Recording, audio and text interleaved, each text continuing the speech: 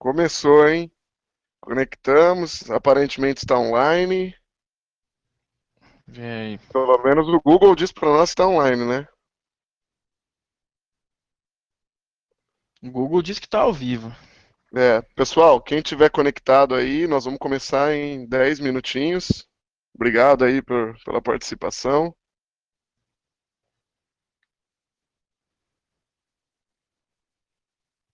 Agora não podemos mais fazer piada, hein, Balestra? Pois é, agora acabou.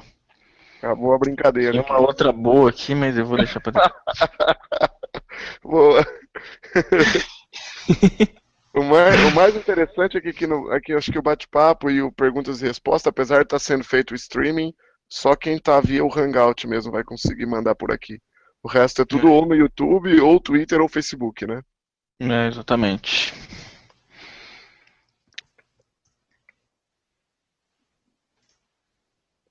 Acho que na outra vez a gente fez numa quarta-feira, né? Agora uma quinta. Foi. A próxima vai ser numa sexta? Não, né? Acho que não é o caso.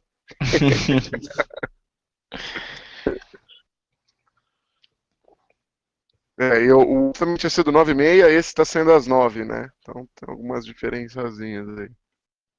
É, considerando que tem trem parado, metrô parado, ônibus parado, Vixe Maria, tem gente que não chegou em casa ainda. tendo greve. Tá sério mesmo isso aí, cara? Cara, não tô com jeito, mas eu sei que tá dando um rolo. Você que tá tranquilo, trabalha de casa. Mas tem bastante gente. Opa, De casa, ó. Tô no escritório ainda. tá no escritório? Vixe, Maria. Então, pelo menos hoje o meu link Opa, que vai ser dá o um bizu no problemático e não o fundo aí. seu, né? Quer? Dá um bizu no fundo. Ô, louco, pior que tá mesmo.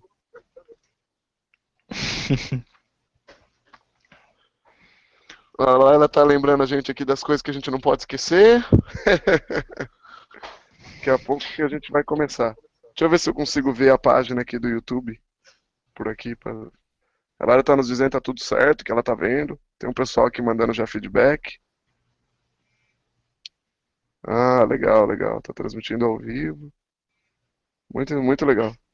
Quer? Eu caí. Dá um bisu no fundo. Ô, louco, pior que tá mesmo. Ah, cara, olha só. Desculpa, na verdade é porque como eu abri aqui o vídeo do YouTube É pra que ver tem como é que tá delay. o delay. Tem um delay grande até. Tem. Dá um delay de uns 30 segundos, pelo menos. Como você se sente estando no futuro? A gente pode mandar uma mensagem pra galera que tá no passado.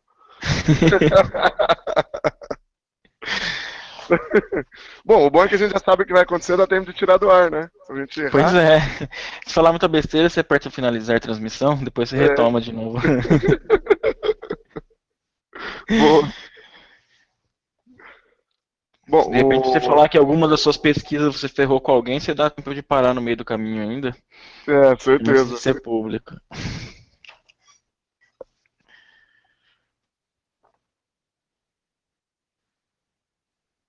É que a Laila tá mandando aqui que você caiu. Eu acho que na verdade isso aí vão ser alguns delayzinhos que vão acontecendo normalmente, né? Porque existe delay entre os nossos dois computadores, entre os próprios sistemas do Google. Dessa vez o meu link que eu tô aqui não é tão bom quanto o da outra vez. Agora eu tenho 4G também, agora tá rápido. Qualquer coisa, faço via Ô, 4G. vixe, Maria, aí sim, hein, meu. Já O negócio eu, é cara, tô ligeiro. aqui tô morando agora no meio do mato, só tem conexão DSL até eles instalarem a fibra aqui. Pô, mas tá bem, porque se fosse no meio do mato no Brasil, você nem o ar você ia ter. Ah, não, foi fácil. No meio do mato, mas são 7 megas. Bom, um Bom também. mato, um mato na tecnologia. Um mato bom esse, né? Pois é. É. Como Bom, é que tá a horta? vixe Maria, cara. Tem coisa plantada aqui nesse terreno, hein? É legal, cara. Tem blueberries, tem pera, uva. Tem bastante coisa aqui no negócio plantado. Agora, se vai dar alguma. Tem pêssego, mas se vai agora dar pêssego, uva, esse tipo de coisa, aí já não sei, né?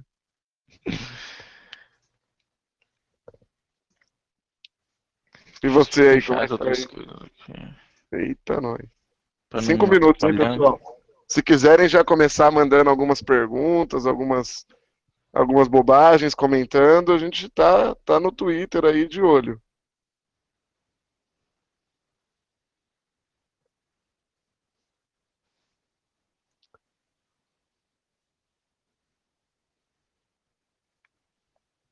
Ó, tem exatamente 1 hora de bateria restante, hein, no meu laptop. Acho que vou Meu plugar bom, você aqui. for o carregador. Eu vou plugar aqui, porque vai que, né? Vai que o papo fica bom, a gente se distrai. Já pega um copinho de uísque aqui.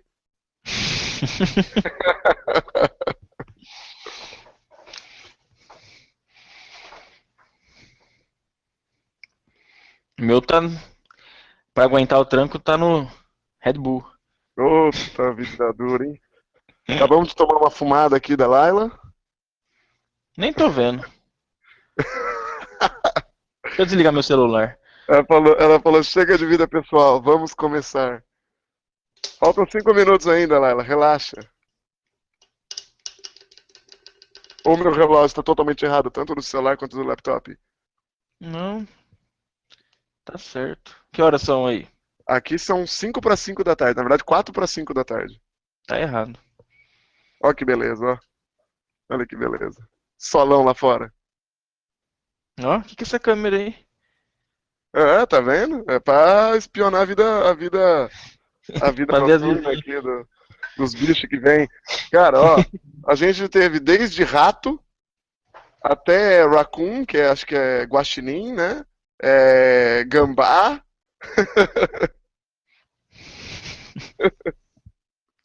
É, City, né? É, ainda bem que eu Tá tenho bem. bastante arma. Pois é, tá bem.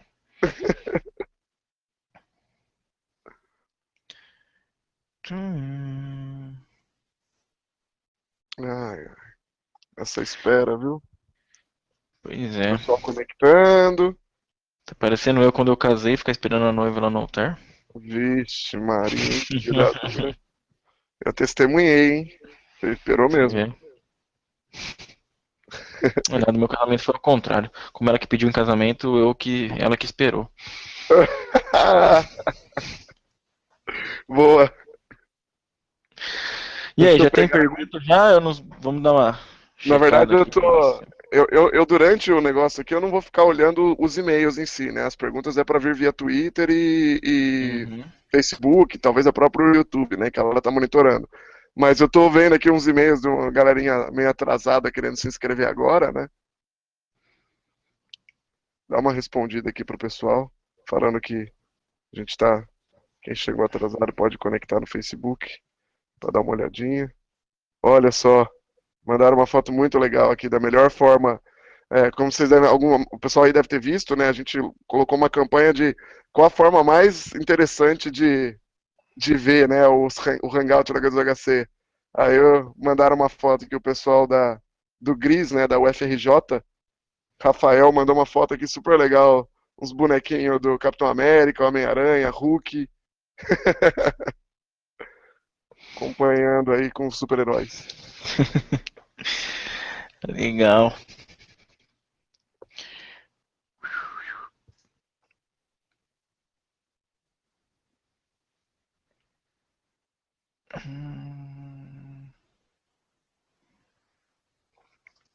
Próxima vez a gente vai preparar um fundo musical, né?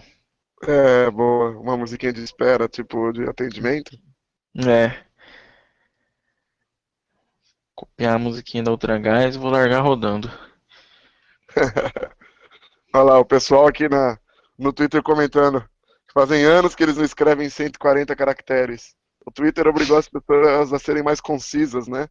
Na verdade, na minha opinião, o Twitter é a coisa perfeita para o pessoal que é da área de exatas, né? A gente não precisa falar muito, tem que ser conciso e direto, né? Justifica a gente ser de exatas.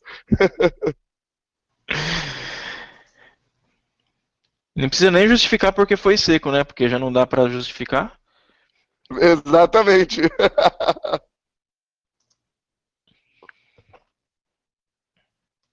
Onde que você tá Boa. vendo isso? Porque eu não tô vendo? Eu tô vendo no Twitter.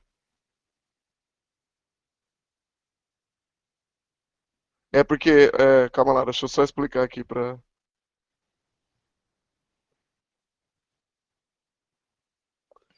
Eu vou mandar aqui no nosso WhatsApp aqui para você e para lá ela verem isso daí.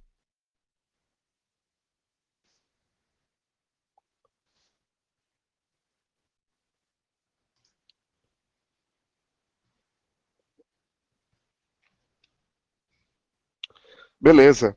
Então vamos lá. São exatamente 5 da tarde aqui, 9 horas da noite aí no Brasil. Vamos começar? Bora. Vamos lá.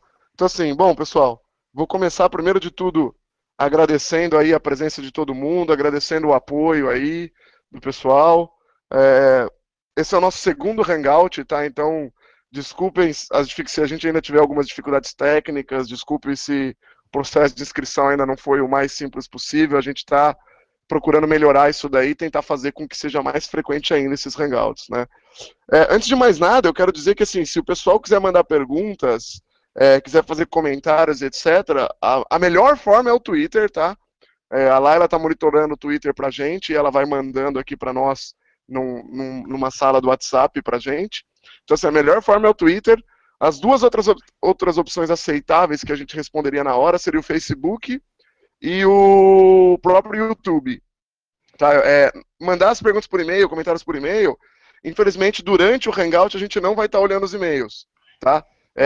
Desculpa, não é que a gente não quer, que a gente é chato, mas é porque é muita coisa, muita rede social para ficar olhando ao mesmo tempo durante o Hangout. E como a Laila que vai mandando para nós, fica mais fácil de monitorar dessa forma. O formato de um Hangout, tá, pessoal? É para ser dinâmico. Nós temos assim, a gente bolou aqui uma estratégia do que a gente vai discutir, alguns pontos que a gente precisa falar, porque tem totalmente a ver com o tema, são coisas que são importantes a gente dizer quando a gente fala sobre esse tema, mas a gente não quer prender a conversa. Se vocês têm dúvida, mandem as perguntas, interajam, façam comentários, a gente vai procurar, à medida do possível, colocar isso daí aqui, né? Eu queria começar dizendo um pouco sobre a diferença entre o que é um Hangout e o que é um podcast, tá? Ou um videocast, nesse caso, porque temos vídeo, né? Um videocast seria eu e o Balestra conversando, talvez com um convidado, fazendo a entrevista e só. Não teria interação, as pessoas não poderiam mandar perguntas imediatamente. Já um Hangout, a ideia é ter essa interação, tá? Então a gente depende totalmente de vocês para que valha a pena aí, para que o negócio tenha sentido, né? Para que a conversa flua e o assunto aumente, né? Exatamente, exatamente. No tema de hoje, nós vamos estar conversando sobre pesquisas em segurança da informação, especificamente como realizar pesquisas em segurança da informação, a importância da área de pesquisa, as diferentes formas de pesquisas que existem, como organizar uma pesquisa nessa área de segurança da informação. É importante dizer, assim, já de cara, tá, que no Hangout 1 a gente até tentou falar um pouco da gente, né? A gente quis dizer que não queríamos falar muito das nossas experiências, mas a gente recebeu bastante e-mail dizendo que era legal a gente falar, a gente incluir as nossas experiências nos comentários, porque dá valor ao processo, dá o valor que é. A gente não tem a menor intenção em fazer propaganda do nosso trabalho, né, Balestra? Acho que não é o público para propaganda. Então, quando a gente comentar alguma coisa que a gente fez, alguma pesquisa que aconteceu, a ideia nossa é mostrar casos de sucessos e de insucessos, tá? Então, por favor, não entendam a gente errado aí quando a gente falar um pouco da gente, tá? Para esse começo, eu vou pedir de cara que o Balestra comece a falar um pouco sobre a experiência dele, o que ele faz, né? Porque nem todo mundo aí conhece eu e o Balestra. Então, eu vou pedir para ele falar o que ele faz, algumas experiências que ele teve com pesquisas, e, enfim, fazer uma apresentação aí. Vai lá, Balestra. Bom, fazer uma introduçãozinha rápida, né? Atualmente, hoje eu trabalho na empresa Cypher, trabalho com uma área também que envolve pesquisa e desenvolvimento, né? A gente está desenvolvendo alguns produtos aqui, e para estar desenvolvendo, na verdade, produto e para estar trazendo tecnologia nova, né, tentando inovar, a gente tem que sempre acabar caindo na área de pesquisa, né? Então, né, senão a gente vai acabar fazendo cópia do que já existe no mercado, né? Então, assim, pensando do lado empresarial, né, Eu hoje tenho trabalhado um pouco com pesquisa, né, cuidando da parte de desenvolvimento também, que não envolve tanto pesquisa. Uma coisa é a gente ir lá e fazer uma pesquisa e dar o caminho para um desenvolvedor, outra coisa é o desenvolvedor que vai fazer o hands-on, vai fazer o trabalho para colocar aquela ideia, né, que foi dada, que foi estudada e que viu que era viável, né, programar aquele negócio e fazer a coisa funcionar, né. Então, assim, hoje meu trabalho é esse daí, né, no passado, assim, passado bem distante, né, tipo, já tô velho, né, a gente já tá velho, né, infelizmente a gente já tá velho, já tá batendo nos 30 anos já, então Eu tá tô novinho. complicado, né. Pois é, e assim, no passado, na verdade, comecei a estudar segurança já tem um tempo, né, desde 97, e, e aí de lá pra cá, a parte mais pesada mesmo que eu acabei fazendo algumas pesquisas que, na verdade, né, a gente tem muita área para estudar, né? O Rodrigo consegue falar bem disso daí, na verdade, são várias áreas, mas muitas das vezes quando a gente acaba falando de pesquisa em segurança da informação, muitas pessoas também acabam levando para o lado de vuldev, né, que é na verdade pesquisa de vulnerabilidades, né, que também não deixa de ser uma pesquisa, né. Então assim, isso daí eu acabei fazendo em 2001, 2002 até 2005 mais ou menos, né. No passado encontrei falhas em sistemas operacionais, tipo no FreeBSD, em Solaris, né, no QNX, né, cheguei naquela época em onde que não tinha valor nenhum, acabei até algumas vulnerabilidades, acabei publicando em parceria com a iDefense, depois outras vulnerabilidades que eu descobri também Em acabei parceria ou perdendo. você vendeu para eles? Eu vendi e eles colocaram meu nome, então era uma parceria, né? Muito bom. Parceria lucrativa. A parceria lucrativa naquela época ainda era moleque e era um valor que, tipo, QNX, por exemplo, um dos negócios que a gente estava olhando, tinha falha para dar com pau, né? Para quem não conhece, QNX é um negócio que é um sistema operacional de tempo real, né? Que hoje, na verdade, se fala muito por conta de sistemas escados, então assim, é usado para controlar caldeira, né? É usado para controlar várias coisas, né, de indústria, né? No próprio Audi também se roda QNX, né? Então assim a gente tem QNX é, Os rodando freios para ABS em controlar. geral rodam QNX, né?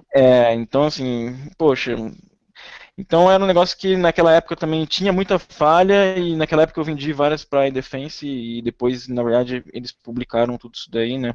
Publicaram com nome. Teve falha kernel dos celulares, Samba tinha encontrado um monte de falha, só que infelizmente publicaram todas as que eu tinha achado, venderam para ZDI na época, então acabei perdendo todas as unidades do Samba. Mas vamos falar um pouco sobre esse negócio do mercado de venda, Vamos de falar um pouco de vulnerabilidade e tal. Vamos mercado. falar um pouco sobre isso.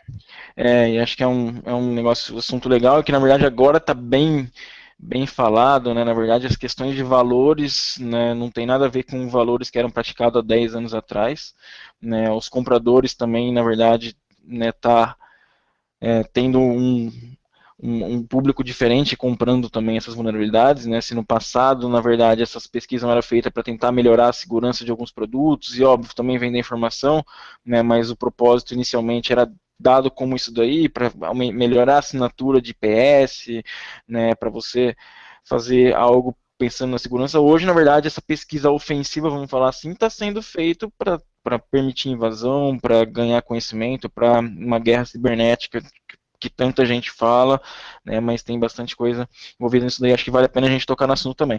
Bom, então assim, pesquisei coisas, publiquei artigos, alguns artigos também, né, publicados junto com o Rodrigo, né, algumas pesquisas a gente acabou fazendo junto também, a gente trabalhou também junto com a parte de pesquisa. O que mais? Será que eu estou esquecendo de alguma coisa? Um dos tópicos aqui, Balessa, que eu anotei, que eu vou até querer depois puxar, mas não necessariamente precisa comentar agora, é como Uhum. pesquisas são usadas na área de serviços, né? O que nessa área de serviços de pentest, etc., acaba utilizando pesquisa. Então, o que pesquisa apoia serviços, o que serviços demanda pesquisa, o que é misturado, o que não é. Acho que isso aí são alguns dos temas que nós vamos deixar meio que para debater, né? Isso aí. Beleza. Tá. Bom, pessoal, para quem não me conhece, eu sou o Rodrigo, também sou conhecido como BS Demon, algumas pessoas me chamam de Demon, Demônio, qualquer coisa do tipo. Também sou um dos organizadores da H2HC, né? Então somos aí eu e o Balestra, e contamos com a ajuda aí da Laila também. Bom, eu trabalho hoje na Intel, no time de pesquisas de CPU, tá? Então, eu tô responsável por 6 componentes diferentes da plataforma Intel.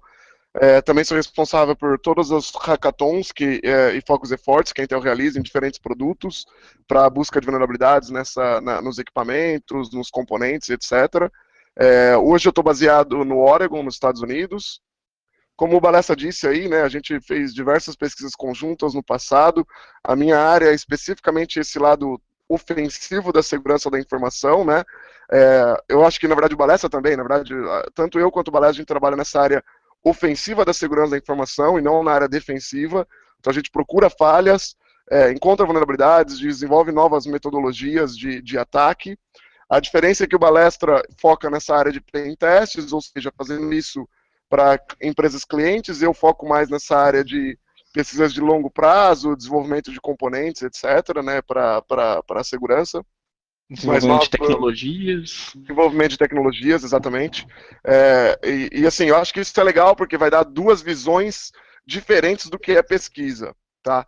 Entendam, por favor, que pesquisa não se limita a essa visão que nós vamos dar. Nós vamos falar um pouco sobre metodologia de pesquisa, algumas coisas que podem ser, como as empresas veem valor nisso, como essa área evoluiu, mas entendam que essa é a nossa visão. A visão ofensiva da pesquisa. Obviamente, tanto eu quanto o Balessa trabalhamos e ainda trabalhamos no passado e ainda trabalhamos no presente, ajudando que produtos previnam o que a gente acabou descobrindo, né? Então a gente trabalha no lado de proteção também, mas o nosso foco, o foco da nossa pesquisa em si é muito mais nessa área de como funciona o ataque, como novas tecnologias de ataque podem existir, né? Eu acho que a gente pode começar aqui falando um pouco sobre alguns dos tópicos que a gente colocou, né? Mas eu vou trazer já de cara uma pergunta, né? O Pedro Faustus Júnior mandou aqui via Twitter uma pergunta que é, na verdade, super importante, que eu já vi várias discussões, né? Conhecimentos de programação são necessários, Balessa, para a área de pesquisa? Rapaz, isso daí é uma pergunta, né, assim, até como que o Rodrigo comentou, né, assim, a gente tem muitas áreas de pesquisa, né, eu entendo, assim, pensando rápido, eu acho difícil, na verdade, eu conseguir pensar numa pesquisa, né, nessa área de informática, na verdade, onde que a pessoa não precise ter um conhecimento de programação, né, assim, às vezes as coisas acabam, né, caindo para o lado do desenvolvimento, de repente você tentar fazer um POC, tentar fazer alguma coisa onde consiga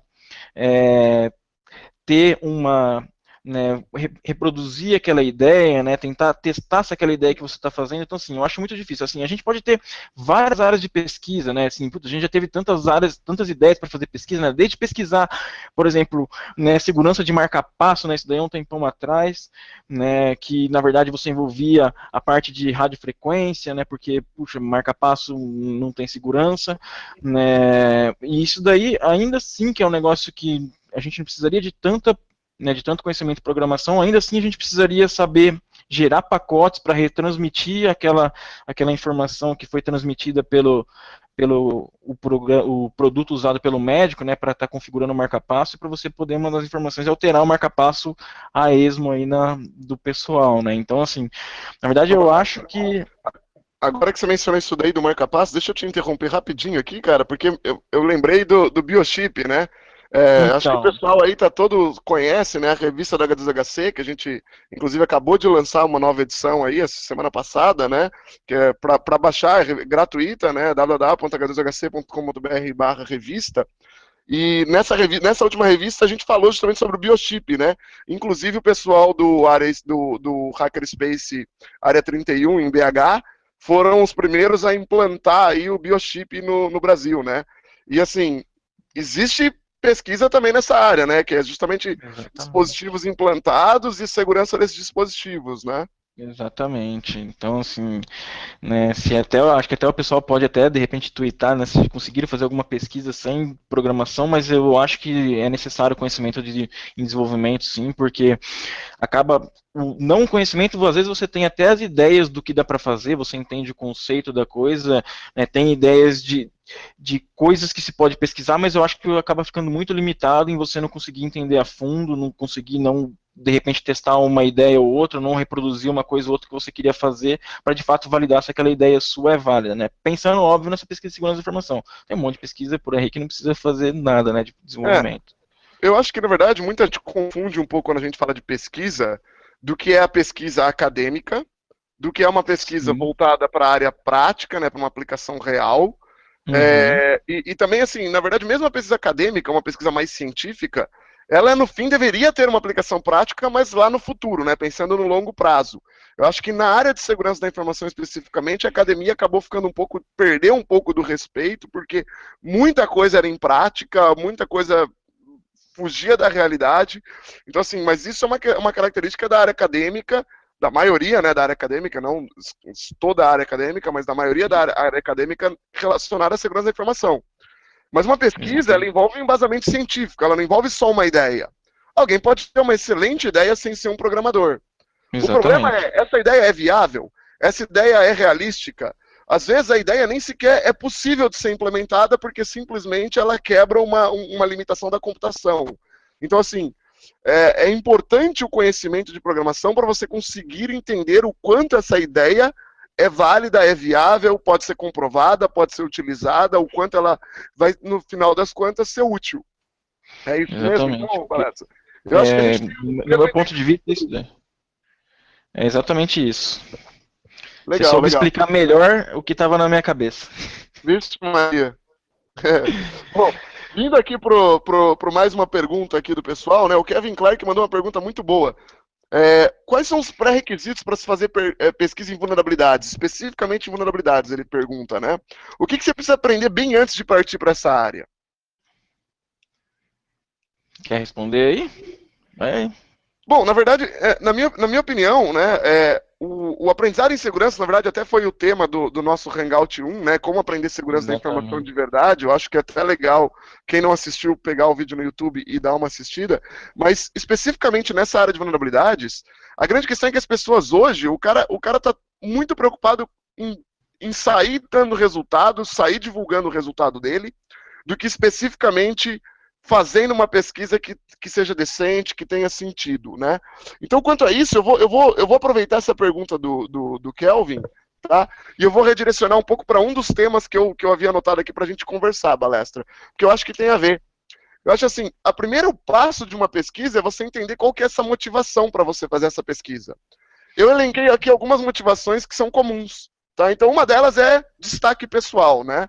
Então, seria o marketing pessoal, seu currículo. Você quer divulgar um negócio porque é bom para sua carreira, é bom para o seu nome. Eu acho que essa é uma motivação perfeitamente válida, e é Exatamente. uma das motivações. A outra motivação é porque você tem algum interesse por trás. Então, sei lá, porque é um interesse financeiro, é alguém que está te pagando, é simplesmente a sua empresa mandou você fazer, e também é uma motivação válida, uma motivação existente. E a terceira motivação é o desafio. Né? Eu acho que, às vezes, você simplesmente vê um negócio que te desafia, que te motiva, que você quer provar que é verdade, é uma ideia sua, ou porque alguém falou que não era possível e você quer mostrar que o cara estava errado, ou porque você simplesmente não gosta da pessoa e você quer, sei lá, publicamente mostrar que ela errou. Né? Eu acho que todos esses são motivações que acontecem. O grande problema é que quando o cara tem um objetivo e o objetivo é o objetivo final dessa pesquisa, que é a divulgação dela, ele se esquece dos passos intermediários e ele acaba pulando esses passos. Eu acho que o conhecimento base, qualquer um pode ter um conhecimento mínimo e começar a fazer uma pesquisa, seja de vulnerabilidade ou não. Eu acho que o conhecimento base não é o tão importante. O importante é a metodologia que o cara segue. É o objetivo final que o cara quer e é o cara não apressar, lançar resultados versus o de se dedicar naquela pesquisa e ter os resultados a serem lançados. Eu não sei se você concorda com isso, Balestra, se tem alguma Eu, outra coisa a não, eu acrescentar concordo, aí. né? Até um exemplo, de repente, dessas pesquisas superficiais, né? E para tentar ganhar fama, né, a gente acaba, né, recentemente a gente teve uma pesquisa publicada que era sobre aquele ataque das redes sem fio, né, que na verdade é aquele paper lá que tinha que se pagar ainda, não lembro quantos euros que tinha que pagar, né, que teoricamente era um negócio que ia atacar todos os WPA2, aquilo era ridículo, na verdade perdi um tempo lendo, acho que foi de repente os 30 minutos mais perdidos que eu tive na vida lendo aquelas 20 páginas, 30 páginas lá, porque aquilo lá, na verdade, qualquer livro que você comprar, qualquer cursinho que você comprar de pentest em rede sem fio, qualquer coisa, qualquer vídeo no YouTube vai te explicar como é que faz aquilo lá, que foi lançado, na verdade, em várias mídias, né, falando que era algo inovador que ia acabar com a segurança de WPA2, né? Então, assim, isso daí é um exemplo claro, assim, óbvio que o pessoal deve ter se queimado depois, porque não é possível, né? Mas de repente, até no mundo acadêmico, que de repente, né, no mundo que eles estão vivendo, para eles foi bom, né? Eles atingiram até o resultado que eles queriam, mas na verdade, no ponto de vista de segurança, no ponto de vista do mundo afora, e eles acabaram se queimando bastante, né? Então, assim, acho que tem que tomar bastante cuidado nessa questão de publicação, de, na verdade, buscar a fama, né, publicando coisas que de repente foi uma pesquisa superficial, não tem certeza, acho que pode ser um grande risco também, seja para a carreira inteira, né? De repente, um problema cometido no começo da carreira, você pode até adquirir um conhecimento alto depois, mas acho que fica uma mancha para o resto da vida aí com uma publicação errada, né? Então acho que Eu isso daí tem que acho. tomar bastante Na verdade, é cuidado. aquele negócio, né? A pessoa tem que saber bem o que ela quer, né? Ela quer trabalhar com marketing, então beleza, ela vai fazer pesquisas que gerem marketing, bababá. Pesquisas sólidas não necessariamente vão gerar tanto marketing. Muitas vezes não, algumas vezes sim. Uma coisa não é relacionada à outra, porque a gente não sabe como a mídia reage, como o público reage. Então, assim, eu posso dizer que algumas das pesquisas que eu fiz, que foram as mais técnicas, foram algumas das que tiveram menos mídia, menos feedback, porque talvez ninguém tenha entendido. Algumas outras que eram para mim extremamente superficiais, alguma coisa extremamente simples, acabaram tendo muita mídia, porque, sei lá, era um tema que estava em voga, era um tópico que as pessoas conseguiam entender uma mensagem relativamente fácil, apesar da própria pesquisa ter sido extremamente simples, né, muitas vezes. Então, acho que é não se preocupar muito com isso, né, eu acho que você tem que fazer uma pesquisa sólida, ter um resultado sólido, seguir uma metodologia sólida, e aí, como isso vai ser divulgado ou não, aí vai depender do objetivo da empresa para qual você fez, ou aquele objetivo que você definiu, que era o motivo dessa sua pesquisa, né? Isso até me traz uma discussão aqui que eu já tive no passado, né, Balestra? Eu, particularmente, vim de open source, né? Eu vim da comunidade open source, né? Inicialmente BSDs, depois Linux. E na comunidade open source a galera tem aquele negócio do release early, ou seja, lance o mais rápido possível, né? E na verdade eu acho que muita gente entende errado o que isso quer dizer, tá? Eles entendem que lance o mais rápido possível é lança um negócio tosco que não está pronto, lança quando você tem a ideia. Não, lembrem que o mesmo Linus Torvalds, quando ele lançou o kernel do Linux inicial, já existia algo funcional. Existia uma base que as pessoas podiam ir lá, parar, olhar, se fundamentar. Não era tipo, eu tenho a ideia, eu estou sonhando um dia, vou fazer e acabou. Você tem que ter algo sólido quando você quer lançar alguma coisa, tá? Porque se você não tem algo sólido, se você acha que você está ajudando a comunidade lançando o negócio o mais rápido possível, você está enganado. Porque você acaba lançando um negócio que pode estar errado, um negócio que não está fundamentado, você pode não ter entendido uma coisa errada. Então você não só não está se ajudando porque a sua pesquisa não acrescenta em nada, como você também não está ajudando a comunidade, porque você está ensinando coisa errada muitas vezes para as pessoas. Então eu acho que as pessoas muitas vezes até se enganam, achando que essa ideia de, vou lançar o mais rápido possível porque ajuda a comunidade. E eles acham que isso está certo, porque, eu ajudei, eu lancei de graça, então eu ajudei. Não, lançar de graça não ajuda ninguém. Só porque você lançou open source, só porque você divulgou a informação, não quer dizer que você ajudou alguém. Se a sua informação está errada, está incompleta, está indo para o caminho errado, você está atrapalhando outras pessoas. Porque uma das coisas que nós vamos discutir aqui é quais são os passos para você fazer uma pesquisa sólida. E na minha opinião, e até queria saber a sua, Balestra, o primeiro passo, o passo mais imprescindível para você fazer uma pesquisa sólida é a pesquisa bibliográfica. É você saber o que já fizeram na área que você quer pesquisar, o que já lançaram, o que já existe. Que se tivesse acontecido isso daí nesse exemplo, né? Se tivesse acontecido isso daí nesse exemplo que eu citei até de Wireless, ninguém teria publicado aquilo lá, né? Exatamente, exatamente. Passou por tudo. Na verdade, a sua pesquisa bibliográfica é o que garante que você não vai lançar uma coisa que já existe, é o que garante que você não vai lançar uma coisa que é o contrário do que já foi provado, que você não vai perder tempo, inclusive. Às vezes a galera acha que perder uma semana numa pesquisa bibliográfica, na verdade é ruim. Sendo que, na verdade, não. É isso que garante que o seu paper tem sentido, está indo numa direção correta, que o seu trabalho é bem fundamentado, que vai gerar um resultado que talvez seja sólido. Né? E que talvez até te ajude a caminhar mais rápido, né, na sua própria pesquisa, porque de repente já tinha coisa que talvez você ia perder tempo pesquisando e que pessoas já chegaram num ponto que já te ajuda a partir dali você pesquisar mais coisa, né? E Sem mais a dúvida fundo do alguma, que sem dúvida alguma. foi E eu encontrado. acho que isso evita você errar, evita você divulgar coisas. E aí que nesse momento, se alguém divulgou um negócio errado na internet, você vai acabar lendo isso na sua pesquisa bibliográfica, isso pode acabar entrando. Então, na verdade, é importante que as pessoas que querem lançar um negócio rápido, que tem essa cultura do open source de comunidade, entendam que lançar rápido não é lançar algo não sólido, não comprovado. Você pode sim dividir sua pesquisa em pedaços menores, e cada um desses pedaços que estiverem comprovados serem lançados. Mas nunca algo que você não tenha certeza ainda, porque isso no fim acaba prejudicando outros que estão fazendo a pesquisa da forma correta, né? Uhum. Pô, Antes da deixa gente. eu Pode falar, galera.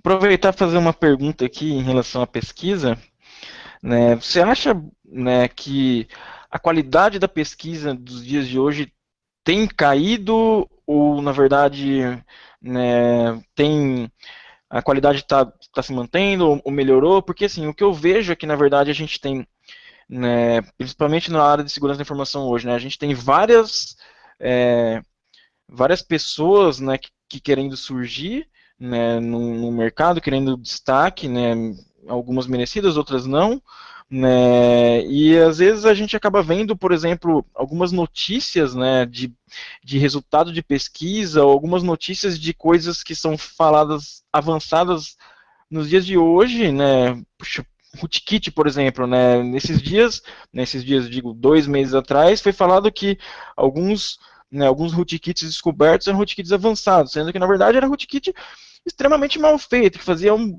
patch num SSH para te deixar acessar uma máquina utilizando SSH, sendo que na verdade existe coisa muito mais avançada há muito mais tempo atrás, há pelo menos 10 anos tem coisas muito mais avançadas. Você acha que essa qualidade de pesquisa, por conta do momento que a gente está vivendo em relação à segurança, dessa questão, né, das pessoas querendo também surgir no mercado que aparentemente não tem, né, nenhuma pessoa de tanto destaque, né, assim, dominando o mercado, né? Você acha que isso daí, essa qualidade tem diminuído um pouco ou não? Na verdade, o grande problema que eu vejo, né, e é uma crítica que assim, eu sempre faço, é que o nosso mercado ele é complicado, né? As pessoas se autonominam pesquisadores, simplesmente porque ser pesquisador parece ser legal, então a pessoa quer falar que ela é pesquisadora. Ao invés de ela entender o que ela realmente faz, e não quer dizer que outras coisas que são feitas não contribuam. Pesquisas é uma das etapas para contribuir para que as empresas estejam seguras. Existem tantas coisas que têm que ser feitas para a gente atingir segurança da informação que pesquisa virou moda, né? Ah, eu sou pesquisador, parece ser legal. Então, acho que proporcionalmente ao que a gente tinha no passado, de fato a qualidade caiu, porque a gente tem muito mais gente dizendo que faz pesquisa e lançando coisas erradas, coisas ruins, empresas querendo falar que o negócio é super avançado simplesmente porque o produto delas protege contra aquilo lá, então eles querem falar que o negócio é avançado simplesmente porque é conveniente.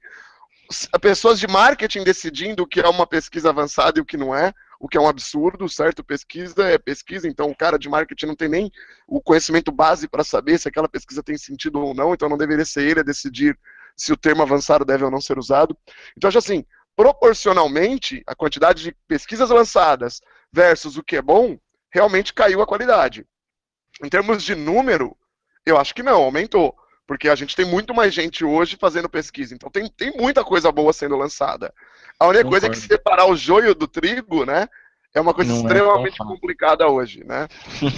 E eu acho que assim, as pessoas elas se perdem, né? Você começa. Eu lembro, tipo, no passado, né? Quando eu particularmente comecei nessa área, eu começava a ler um paper, mesmo que o paper referenciasse outros papers, o que já era raro, eu não tinha nem acesso a esses outros papers. Demorava horas para achar esses outros papers, às vezes dias. Eu tinha que mandar e-mail para amigo que copiava amigo, que conhecia não sei quem, que tinha acesso àquele paper referenciado. Porque a gente não tinha os mecanismos de busca, indexação, ferramentas sociais que a gente tem hoje, né? Então, era muito mais fácil eu seguir um paper do começo ao fim, eu entender o que alguém lançou, a pesquisa que foi feita, eu testar essa pesquisa e validar que é ruim ou não, né? Hoje em dia, a galera se perde. Você começa a ler um negócio, o cara dali a pouco vai ler outro, dali a pouco vai ler outro. Então, uma hora ele está lendo sobre exploit, dali a pouco ele está lendo sobre malware, dali a pouco ele está lendo sobre pentest, dali a pouco ele está vendo sobre pentest web. E ele não entende que isso daí é tudo diferente, são conhecimentos extremamente diferentes. Se você conhece a base de computação, você de fato vai ter vantagem e vai conseguir aprender todas essas áreas.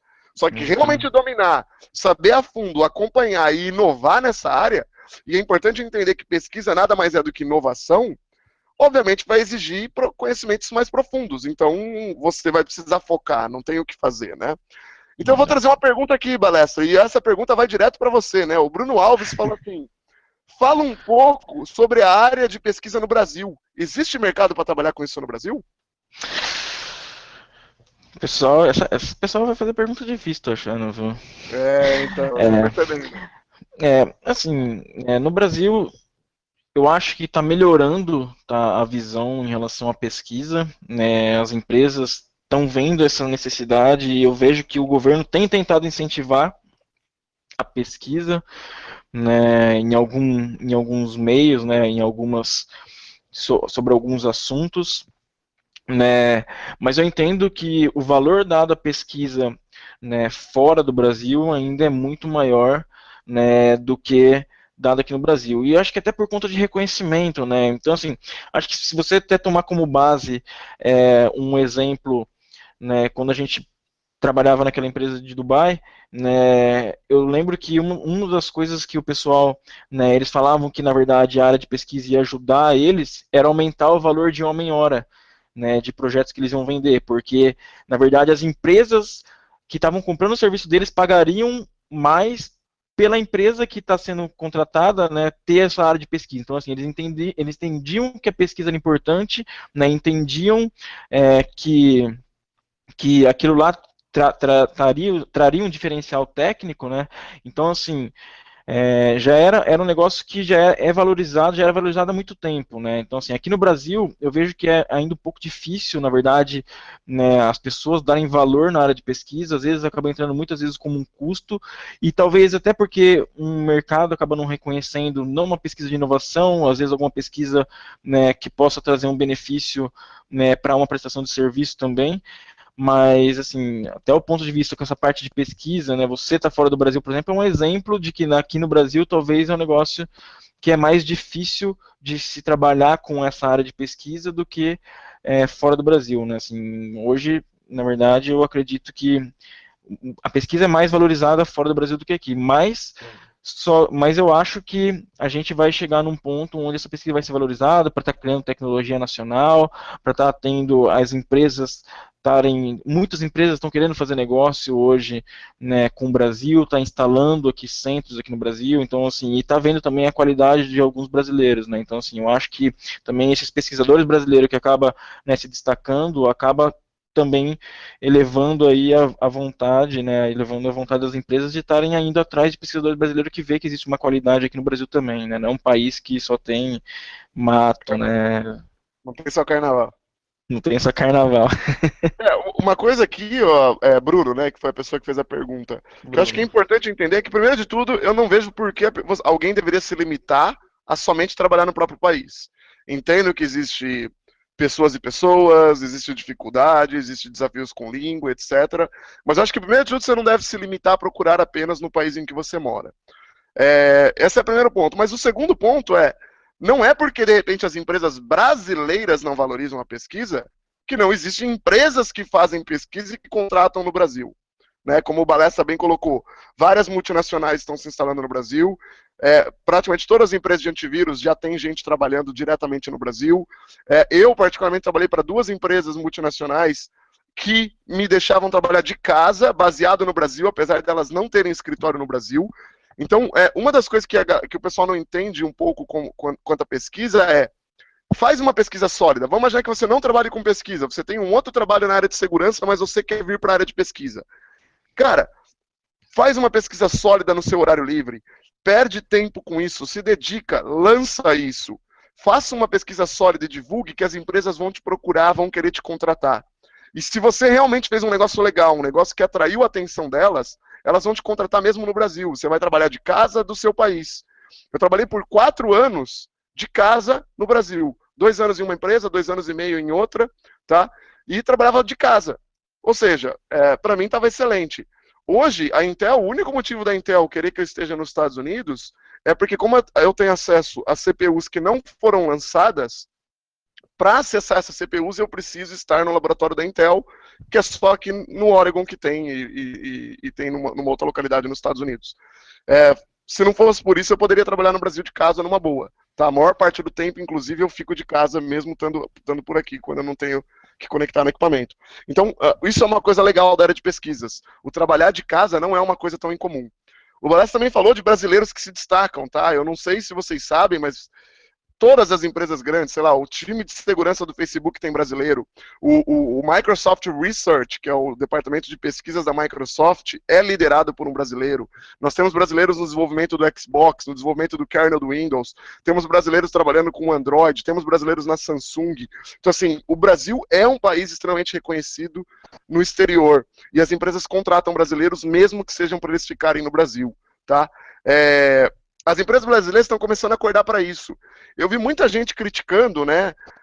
O exército brasileiro contratou o antivírus brasileiro, é um absurdo porque o antivírus brasileiro vai ser uma merda, tal.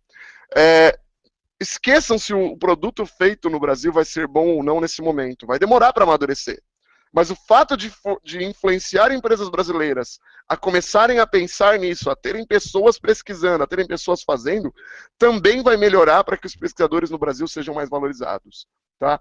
Então, fiquem atentos que, na verdade, isso também ajuda e também tem sido bom, na verdade, eu acho, aí para os pesquisadores terem espaço no Brasil. Exatamente. O Balestra, eu vou puxar... Pode falar, desculpa.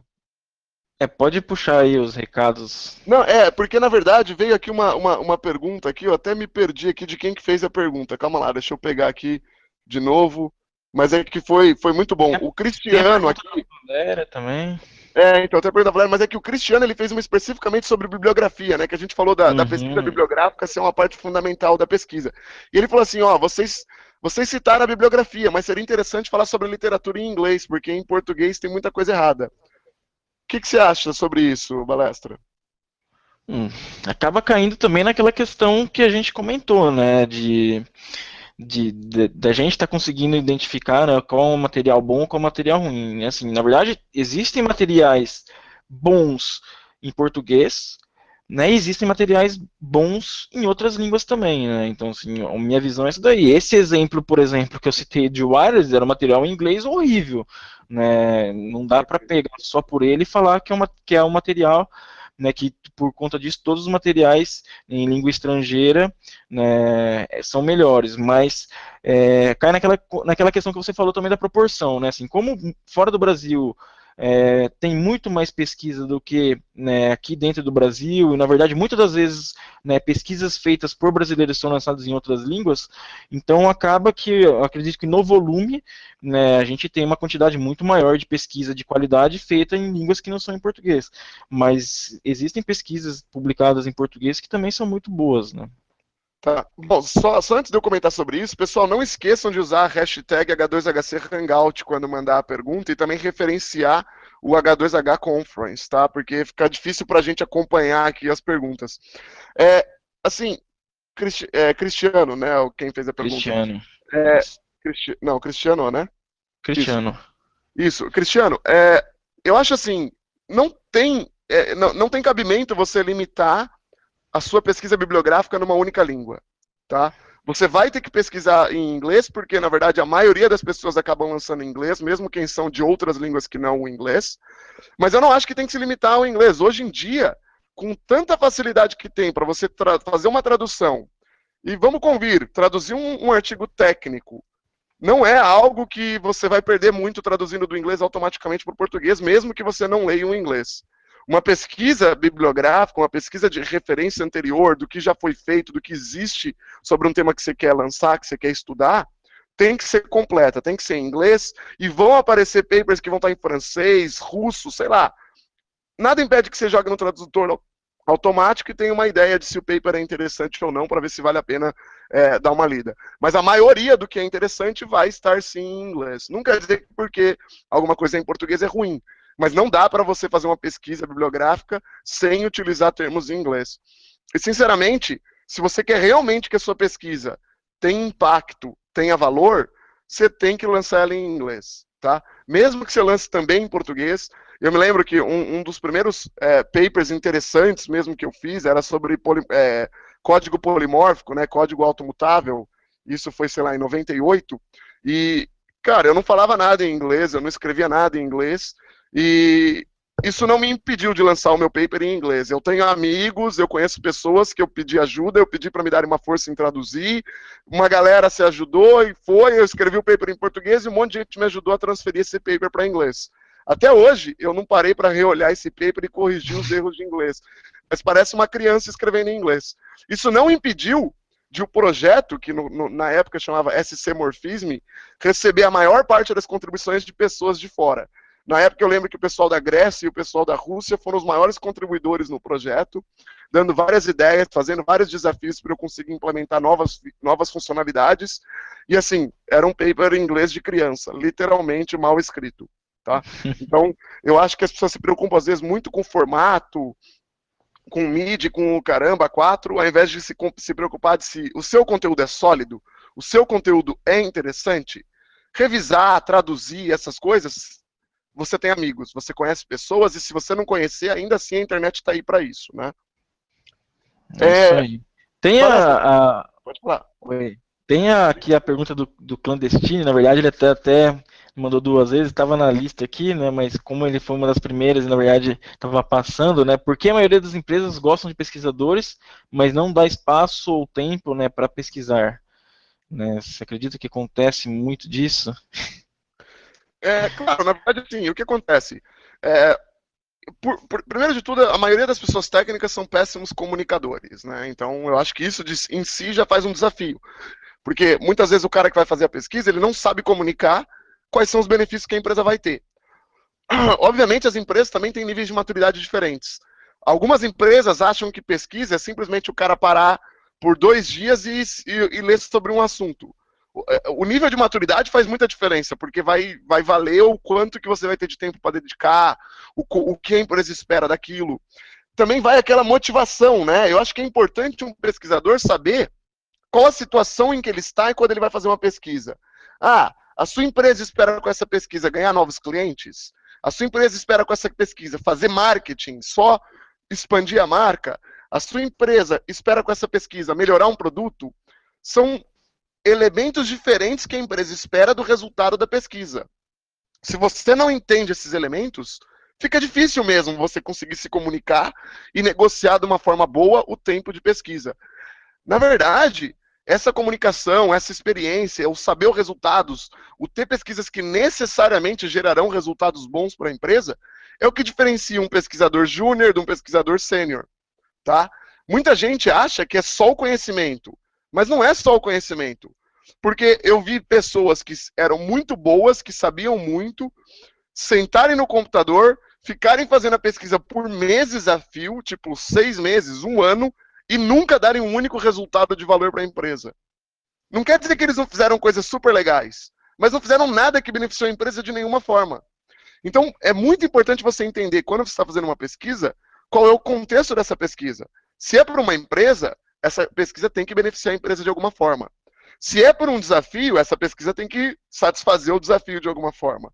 É por isso que o escopo da sua pesquisa tem que estar claro na sua mente. Se ele não tiver, você nunca vai dar um resultado que você esperava e você nunca vai conseguir mais recursos. Um outro erro que eu vejo é as pessoas pensam muito grande. Tá?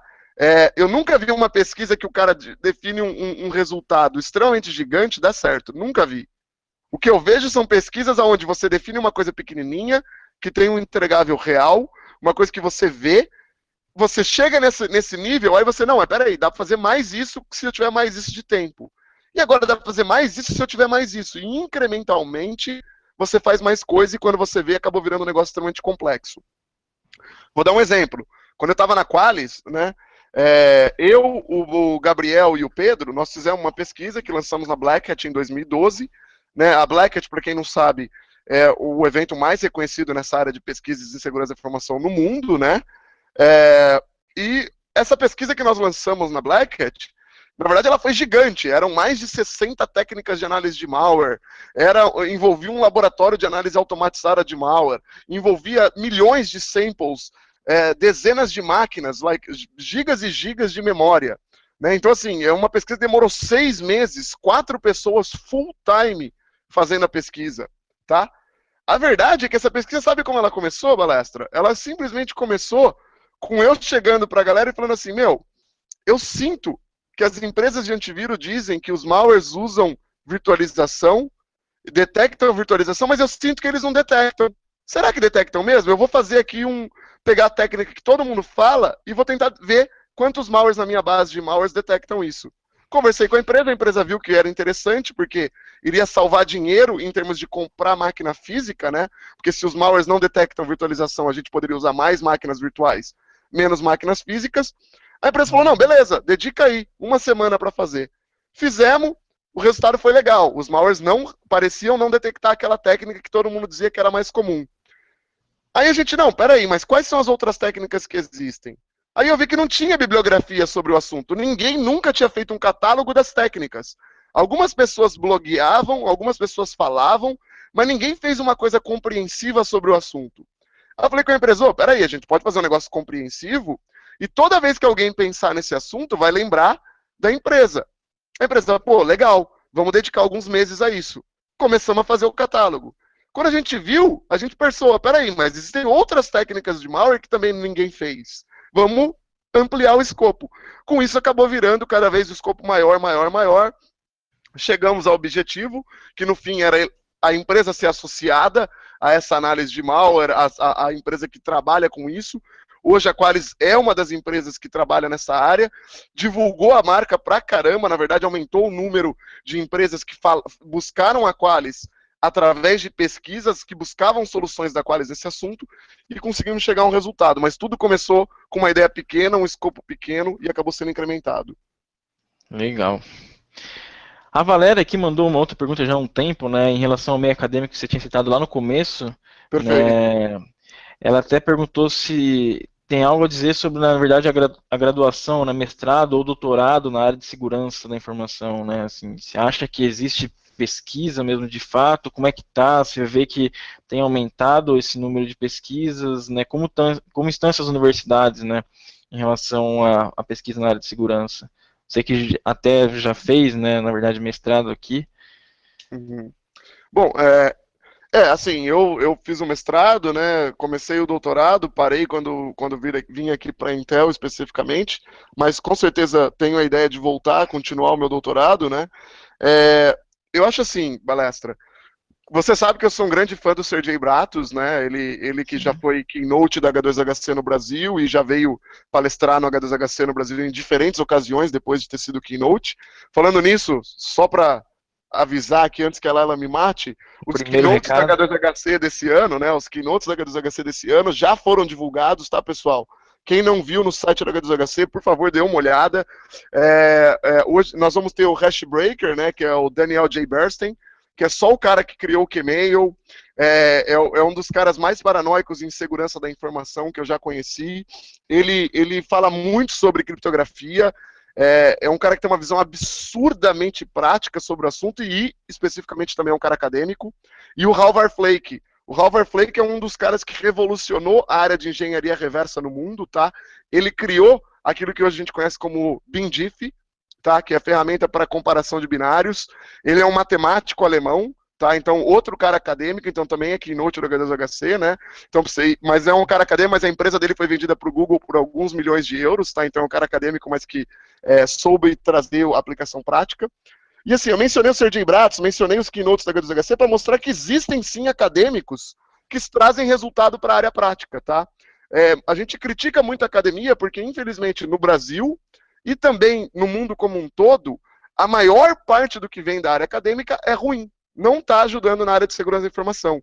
Mas estão tentando mudar. Então, só para você ter uma ideia, Balestra, justamente essa semana está acontecendo o simpósio do I3E, né, o SIP, que é o simpósio mais importante da área acadêmica em segurança da informação, que é o Security and Privacy do I3E.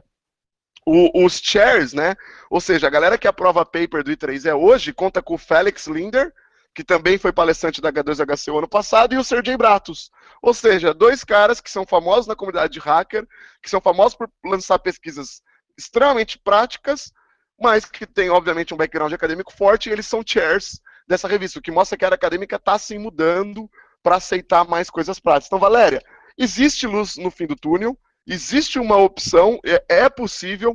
Hoje, o que eu vejo no Brasil especificamente, a minha experiência com diversos professores, orientadores e pessoas no Brasil, é que eles estão perdidos. Eles não sabem, eles não têm a experiência prática, eles não estão ligados no que a indústria está fazendo.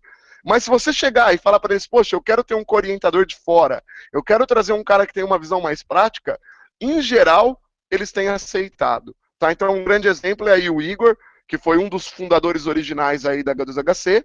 A área da tese dele é especificamente exploração de software, e eu estou como co-orientador dele. O orientador dele aceitou numa boa, a gente conversou, e eu estou como co-orientador dele. Então, assim, eu acho que é viável, é uma questão de você conversar e você gerar as mudanças, né? E não esperar que o seu professor faça isso, porque muitas vezes ele nem sabe que está fazendo algo que está errado, talvez, né?